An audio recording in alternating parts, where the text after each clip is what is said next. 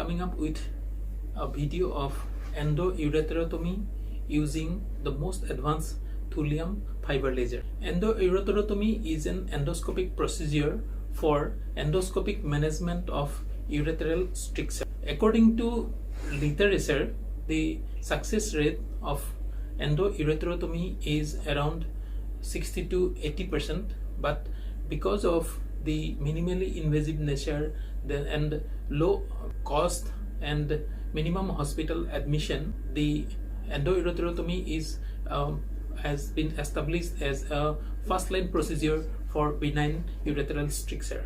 The position of stricture and the length of stricture has a bearing on the success rate of the endoureterotomy. If the stricture is more than 2 cm, the success rate goes down. At the same time, if the stricture is malignant stricture, then success rate will be less. The energy source here we are using is thulium fiber laser. There are established literature showing holmium laser as one of the very good option for endoureterotomy with good success rate.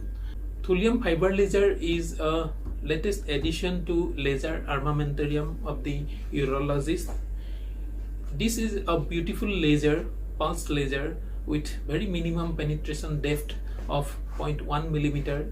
It is a very effective cutting and hemostatic laser. We are using this technique with a rigid ureteroscope and 550 micron fiber. The energy is kept at 1 joule, 20 Hz and long pulse. This is a young patient who underwent some endoscopic procedure for urinary stone 1.5 years back, and 3 months back the patient started developing the flank pain on the left side, and on ultrasonography there was some hydronephrosis and CT urography showing a stricture in the left-sided upper ureter.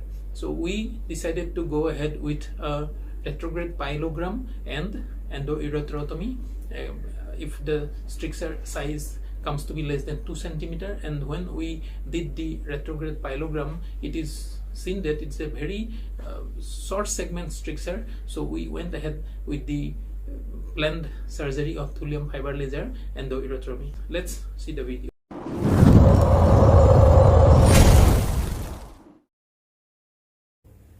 Patient under short general anesthesia in lithotomy position. We used a Richard Wolf 7.5 semi-rigid ureteroscope for the procedure and thulium fiber laser 550 micron.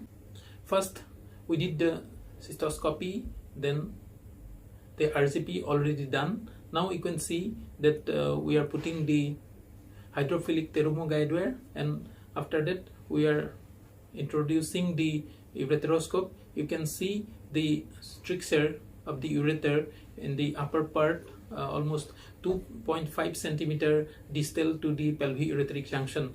It is so narrow a stricture which was just accommodating the hydrophilic Terumo guide wire. This is the laser fiber we are using. We have kept the energy at 1 joule, 20 watt long pulse. We first incising the ureter on the lateral side, and you can see that it's a short segment stricture, and immediately we could reach the upper part of the stricture. As it is a very good laser with very low penetration depth, we can even keep the incision of the spongiofibrotic tissue not only in the lateral side, we can all around, we can vaporize this spongiofibrotic tissue. We vaporize this spongiofibrotic tissue till we could see the periureteral tissue on the lateral side. Then we did the vaporization and incision of the spongiofibrotic tissue in the anterior and posterior, and at the same time to the medial side of the ureter also. Here you can see that we are able to see the periureteral tissue in the incised area. You can see the scope could well advance into the pelvically sealed system. Here you can see that we could get a very wide lumen by incising and vaporizing the spongy fibrotic tissue. After the procedure, we kept a 6 French double J stent. We plan to keep the double J stent 3 months, and after 3 months we plan to remove the TJ stent and then do contrast study to see the stricture site whether it is completely opened up or not. After the procedure, we put a 6 French double J stent. We plan to keep the double J stent for 3 months. After the procedure, patient will be kept in the recovery for 4 hours. After 4 hours, the patient will resume some liquid diet and will discharge the patient the same day. As we have put a catheter, the catheter will be removed after 48 hours.